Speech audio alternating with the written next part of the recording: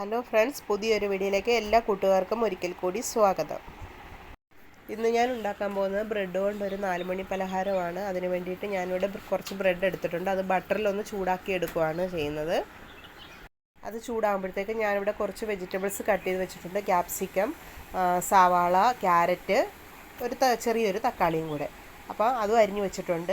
അപ്പോൾ ബ്രെഡ് ചൂടായതിന് ശേഷം നമ്മളിങ്ങനെ സ്ക്വയറായിട്ട് കട്ട് ചെയ്തെടുത്തിട്ടുണ്ട്. എന്നിട്ട് ശകലം എണ്ണ ഒഴിച്ചതിന് ശേഷം ഈ വെജിറ്റബിൾസ് എല്ലാം നമുക്കൊന്ന് വഴറ്റിയെടുക്കണം. കുറച്ച് ഉപ്പിട്ട് കൊടുക്കണം.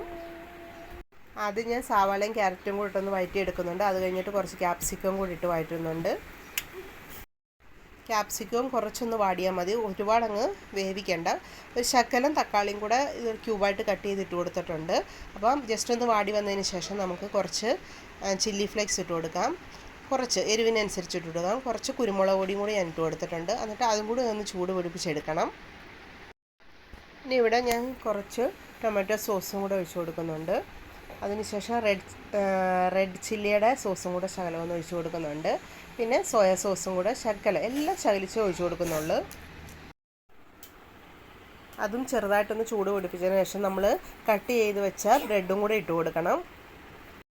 ഇതെല്ലാം കൂടി നന്നായിട്ട് ഇളക്കി യോജിപ്പിച്ചതിന് ശേഷം കുറച്ച് നേരം ഒന്ന് ചൂട് പിടിപ്പിച്ചാൽ മതി. അപ്പം നമ്മുടെ 4 മണി പലഹാരം ഇവിടെ റെഡി ആയിട്ടുണ്ട്. ചായയുടെ കൂടെ കഴിക്കാൻ നല്ല ടേസ്റ്റാണ്. എരിവും പുളിയും എല്ലാം ഉണ്ട് ഇതിനകത്ത്. വീഡിയോ ഇഷ്ടപ്പെട്ടെങ്കിൽ എല്ലാവരും ഒന്ന് സബ്സ്ക്രൈബ് ചെയ്തേക്കണേ. അപ്പം ഇനി വേറൊരു വീഡിയോ ആയിട്ട് വരാം. ബൈ.